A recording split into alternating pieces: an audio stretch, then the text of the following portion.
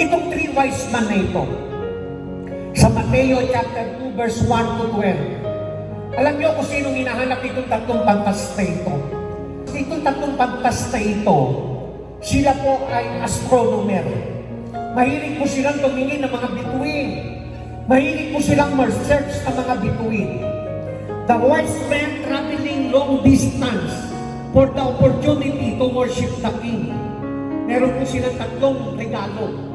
Ano yung tatlong regalo nila? Para doon sa tagapagligtas na walang iba kundi si Kristo.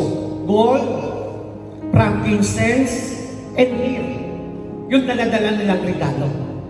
They believe that Jesus is the King of Jew and that this star would lead them. Sabi niya, kung nasaan yung star na yan, ituturo tayo kung saan natin makikita yung tagapagligtas, yung Savior na pinanganak. Alam niyo po, anong pinakikita rito? Nung sinusundan po nila yung star, at ang motibo nila hanapin si Kristo, ang motibo nila hanapin ang tagapagligtas, ginight sila ng star hanggang sa makita nila yung tunay na kayamanan. At kung makita nila yung tunay na kayamanan, nagandog sila ng ginto, nagandog sila ng frankincense, nagandog sila ng myrrh. Now, tingnan niyo po. Hinanap nila ang tagapagligtas na ito.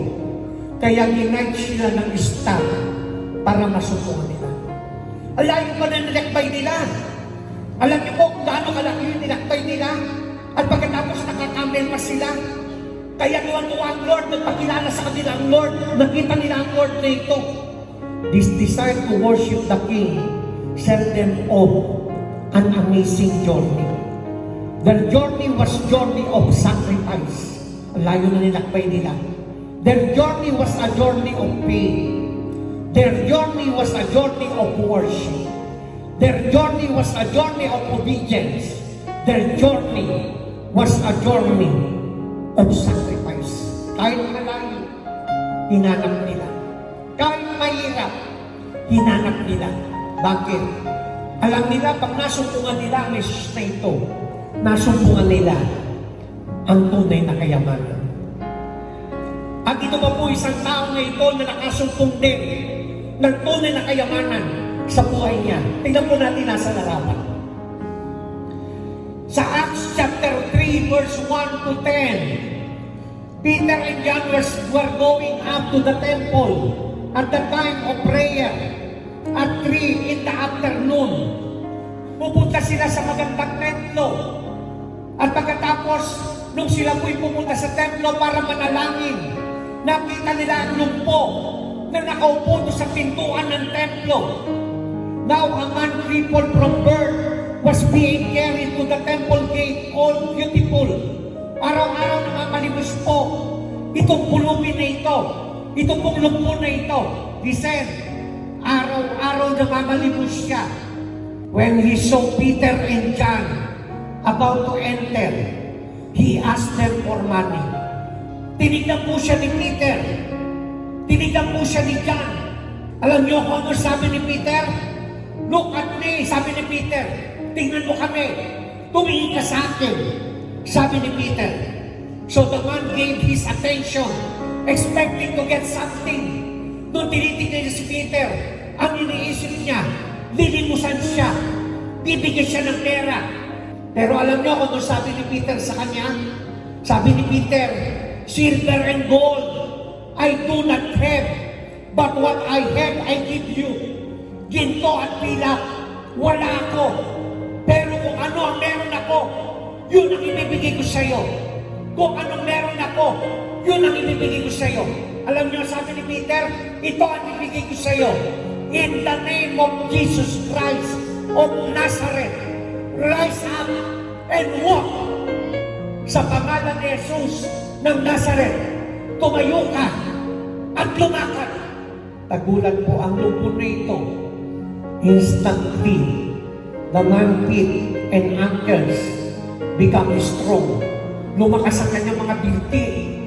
Lumakas ang kanyang mga buto sa paa. Nakatayo po ang lumpo na ito. He jumped to his feet. Tuwa siya tumatalong. At lumalakad na po siya, tuwan-tuwa siya.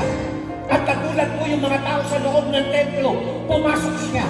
Sabi ng maraming tao, hindi ba ito yung lumpo na namamalimos sa templo? Di ba ito yung lumpo na pinanganak na lumpo na? Bakit ngayon nakakalakad na siya?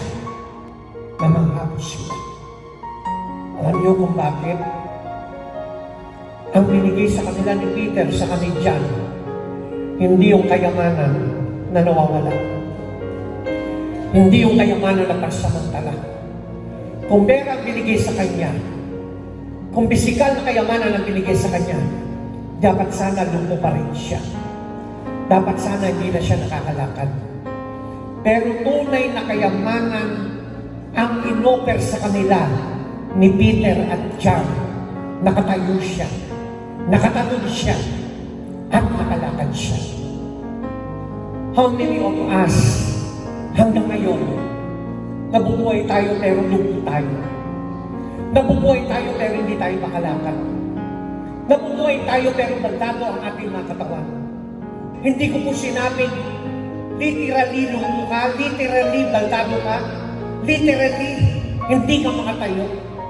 Ang ibig ko po sabihin, marami po sa atin malalakas ang katawan pero lumpo. Marami po sa atin malalakas ang katawan pero baldado. Marami po sa atin malalakas ang katawan pero hindi natin mailakad ang ating mga paa sa tamang lakad.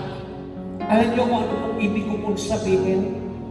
Pag nasumpungan mo ang Jesus na ito, ang tunay na magiging lakad ng paa mo patungo kay Kristo. Pag nasumpungan mo ang Jesus na ito, makikita mo makakatayo ka para kay Kristo. Paninindigan mo si Kristo. Magiging matapang kang tumayo dahil may Jesus na dumating sa iyo. Hindi ka na matatakot. Hindi ka na mag-aalala. Hindi ka na mamumroblema. Bakit? Kasi alam mo mayroong Jesus na hahawak ng buhay mo. Si Jesus ang kayamanan na hindi mapapantayan ng ginto. Si Jesus ang kayamanan na dapat na masubukan ko ng tao. Kaya lang, hindi po siya hinahanap ng maraming tao. Marami sa atin nung araw hindi makalakad. Bakit? Although physically nakakalakad tayo, pero lahat ng lakad natin, palayo kay Kristo. Minsan yung mga bagay na tinatayuan natin, hindi para kay Kristo. Pero nung natanggap natin si Kristo, natanggap natin ang tunay na kayamanan, sino na ang pinagmamalaki natin? Sino na ang tinatayuan natin? Sino na ang pinangahawakan natin?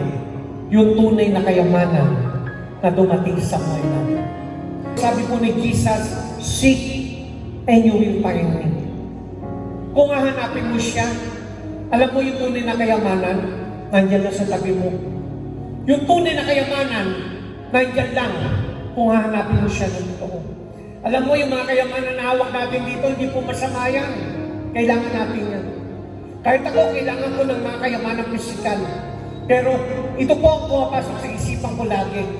Pag namatay ako, yung mga kayamanan na yan, maiiwan ko lahat. Pero isang kayamanan, ang mananatili na mga kasama ko panghabang panahon, walang iba, kundi po ang ating Panginoon. Sikapin mo hanapin si Kristo ngayong umagang ito. Katulad po ni Sakeo, nagpumili siya hanapin ang Kristo na ito. Nagpumili siya masumpungan ng Kristo na ito. Gumawa siya ng paraan na hanapin ang Kristo na ito. At nung dumating si Jesus sa tahanan niya, ang sabi ni Jesus, ngayon din, dumating sa sambahayan na ito ang kaligtasan. Bakit dumating? Sapagkat nasumpuan niya ang tunay na kayamanan na magdadala sa kanya sa buhay na walang hanggan.